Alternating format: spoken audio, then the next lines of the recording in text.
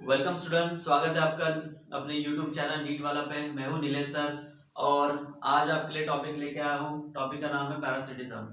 तो last time हमने देख पढ़ा था 6 टाइप के पॉपुलेशन इंटरेक्शन, उसमें से one of the population interaction है पैरासिटिज्म। तो पैरासिटिज्म में क्या होता है कि organism absorb readymade nutrient from the living host, that is called as parasitism.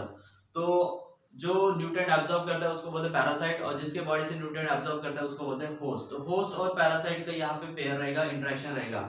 अब एक पैरासाइट बनने के लिए क्या क्या फीचर होने चाहिए? पैरासाइट एक एक्चुअली चोर लोग होते हैं जो रेडीमेड न्यूट्रिएंट को एब्जॉर्ब कर लेते हैं फ्रॉम लिविंग होस्ट। एक तो बॉडी के बाहर से एब्जॉर्ब करेंगे या बॉडी से अंदर जाके एब्जॉर्ब करेंगे। तो एक पैरासाइट बनने के लिए कुछ फीचर लगते हैं, उनमें कुछ एडेप्टेशन होते हैं टू बिकम ए पैरासाइट। तो एडेप्टेशन क्या है? पहला जो है loss of unnecessary sense organ. Loss of unnecessary sense organ. Unnecessary sense organ उसका बिल्कुल लॉस हो जाता है। अब देखो, अब उनके पास डाइजेस्टिव सिस्टम है नहीं, तो वो फूड तो खाएंगे नहीं। अब फूड नहीं खाएंगे तो टेस्ट की क्या जरूरत है, स्मेल की क्या जरूरत है? तो ये जो अननेसेसरी सेंस ऑर्गन है ये कंप्लीटली उनमें लॉस हो जाता है क्योंकि उनकी कोई जरूरत ही नहीं है। दूसरा जो फीचर है ऑर्गन ऑफ अटैचमेंट। अब देखो, जो ब्लड सकिंग लीच है, जैसे आपने देखा होगा लीच जो है वो एक पैरासाइट है। Blood sucking Leach is a parasite. वो उसके पास एक सक्टोरियल ऑर्गन होता है, सक्टोरियल माउथ होता है, और पहले ये बॉडी को जाके अटैच हो जाती है, किसी भी बॉडी सरफेस को अटैच होती है और फिर न्यूट्रिएंट को एब्जॉर्ब करती है। तो इसलिए ऑर्गन ऑफ अटैचमेंट होनी चाहिए उनके पास। फिर लॉस ऑफ डाइजेस्टिव सिस्टम। अब रेडीमेड न्यूट्रिएंट एब्जॉर्ब करेंगे तो डाइजेस्टिव सिस्टम की क्या जरूरत है, तो उनका डाइजेस्टिव सिस्टम कंप्लीटली क्या हो जाता है, लॉस हो जाता है।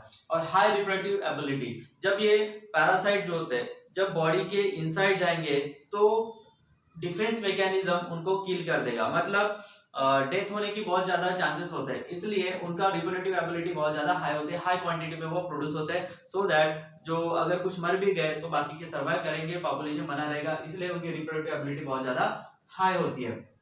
और प्रेजेंस ऑफ वन और टू होस्ट और वेक्टर। फॉर एग्जांपल, जैसे मलेरिया को कॉज करने वाला जो पैरासाइट है वो है प्लाज्मोडियम। अब प्लाज्मोडियम के दो इंटरमीडिएट होस्ट होते हैं, एक होते हैं मॉस्किटो और एक होता है ह्यूमन बॉडी। तो दो होस्ट में वो मल्टीप्लाई होता है। मॉस्किटो में उसका सेक्सुअल रिप्रोडक्शन चलता है, और जैसे वो ह्यूमन बॉडी में आता है, ह्यूमन बॉडी में वो असेक्सुअली रिप्रोड्यूस होता है और स्पोर बनाता है। तो इस तरह उसको दो होस्ट की जरूरत है, एक ह्यूमन होस्ट है और एक है मॉस्किटो। अब टाइप अलग अलग टाइप के पैरासाइट है। पहला जो टाइप है वो है एक्टोपैरासाइट। एक्टोपैरासाइट मतलब क्या, जो होस्ट के बाहर रह के ही न्यूट्रिएंट एब्जॉर्ब करेंगे, जैसे ब्लड सकिंग लीच हो गया। लीच बाहर ही रहता है और ब्लड को एब्जॉर्ब होता है। अब हेयर में जो लाइसिस होते हैं वो भी क्या है, एक्टोपैरासाइट है। दूसरा जो टाइप है वो एंडोपैरासाइट। एंडोपैरासाइट होस्ट के बॉडी के इनसाइड जाते हैं और इनसाइड जाके वहां से रेडीमेड न्यूट्रिएंट को एब्जॉर्ब करते हैं, वो एंडोपैरासाइट है। जैसे बहुत सारे वॉर्म्स हो गए, जैसे अभी मैंने कहा कि प्लाज्मोडियम है जो मलेरियल पैरासाइट है, और भी दूसरे टाइप के बुचेरिया बोंकैप्टिया है, जैसे वो फाइलेरिया फैलाता है ना। तो डिफरेंट टाइप के जो वॉर्म्स है वो एक एंडोपैरासाइट है। तीसरा टाइप का जो पैरासिटिज्म देखा जाता है वो ब्रूड पैरासिटिज्म, जो बर्ड्स में होता है। फॉर एग्जांपल, जैसे आपने 3 इडियट मूवी देखा होगा, 3 इडियट मूवी में जो वायरस की एंट्री होती है वो एक नेस्ट के साथ होती है, घोंसला। उस घोंसले एक बर्ड होता है, वो बर्ड होता है कोयल। बट एक्चुअली जब वो स्टूडेंट को बताता है कि ये बर्ड तो कोयल है लेकिन घोंसला कोयल का नहीं है, ये कौवों का घोंसला होता है, और कोयल अपने अंडे कौवों के घोंसले में ले करती है। फिर कौवा उनको हैच करता है और उनके जो छोटे यंग वंस होते हैं उनको फीड भी करता है। मतलब यहाँ पे क्या हुआ कि अंडे तो है कोयल के, लेकिन मेहनत कौन कर रहा है, कौवे। उनके बेबीज को फीड करने का काम और हैचिंग करने का काम ये कौवे करते हैं, और बाद में वो जो कोयल के बर्ड्स है वो उड़ भी जाते हैं।